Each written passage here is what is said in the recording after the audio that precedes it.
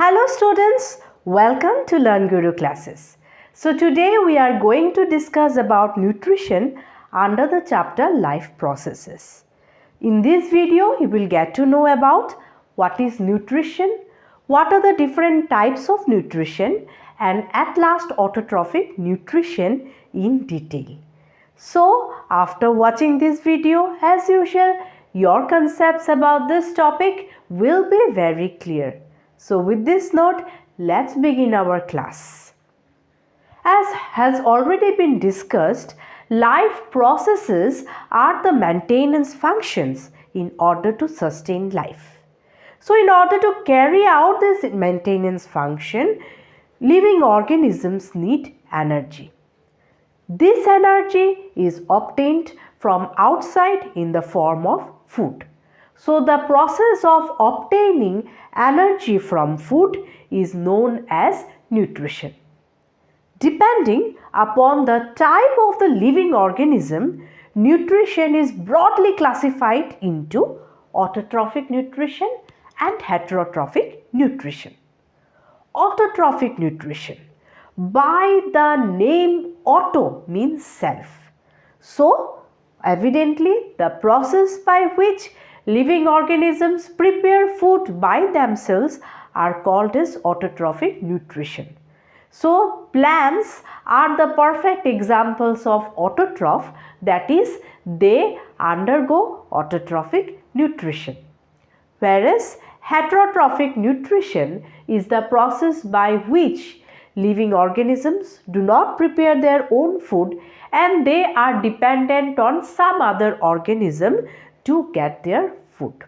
So, but in this video, we are going to talk elaborately about autotrophic nutrition. Plants prepare food all by themselves. So, for that, they need the raw materials. Just like to make chicken biryani, you need the key ingredients as chicken and rice.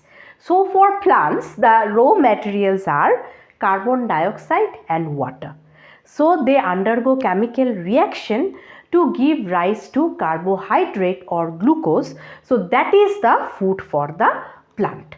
So, how this is achieved? This is achieved with the process known as photosynthesis, and the green pigment chlorophyll that is present in the leaves of the plants helps to attain it. Now, how these raw materials are procured by the plants? As we all know that air is a mixture of gases like carbon dioxide, oxygen, nitrogen and several other gases. So, carbon dioxide is taken by the plants from the air. And obviously we water the plant. So, the roots absorb the water and this water is transported to the different parts of the plants.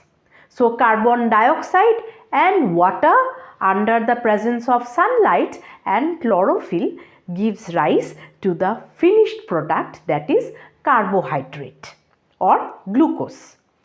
Now, there are several events that takes place during photosynthesis. So, the first one is light is absorbed by the chlorophyll, means the sunlight is trapped by the chlorophyll to the leaves.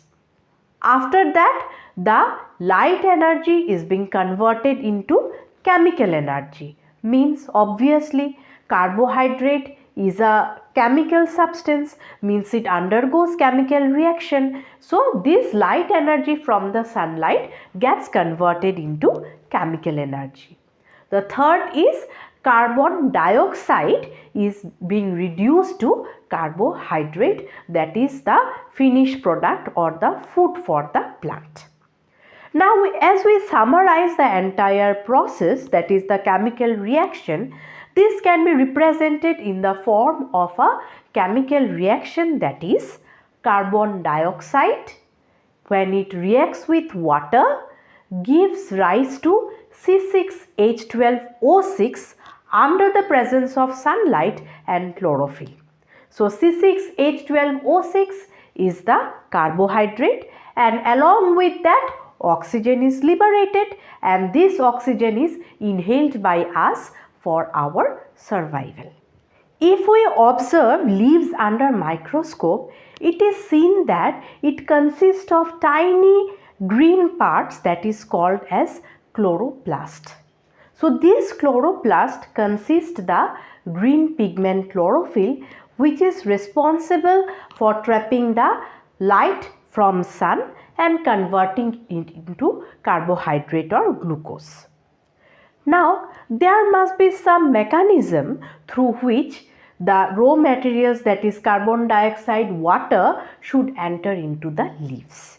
So, these raw materials enter into the leaves through a tiny opening that is present in the epidermis of the leaves. So, that we call it as stomata.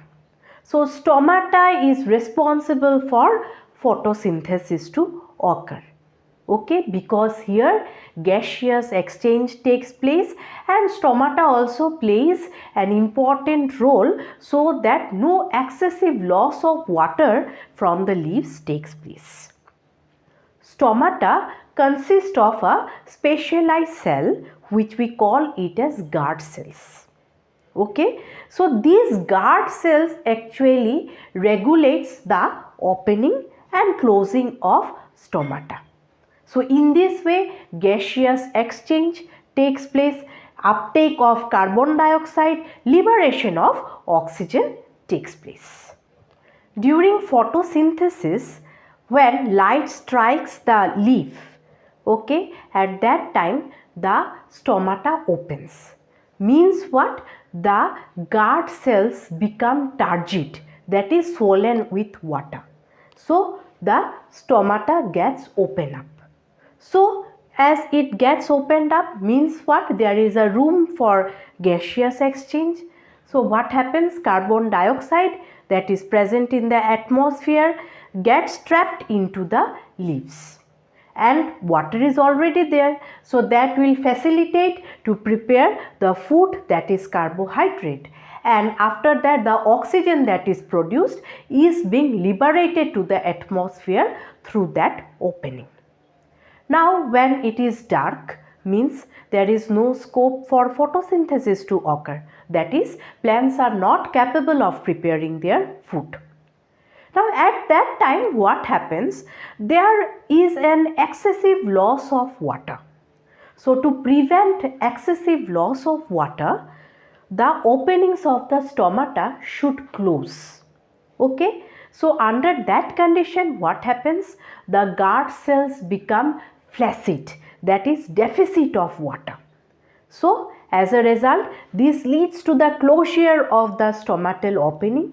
So as the stomata closes, means no gaseous exchange takes place, that is no scope for uptake of carbon dioxide or liberation of oxygen will take place, and what happens? It will avoid the loss of excessive water. So in this way, the opening and the closing of stomata regulates gaseous exchange, which helps during photosynthesis.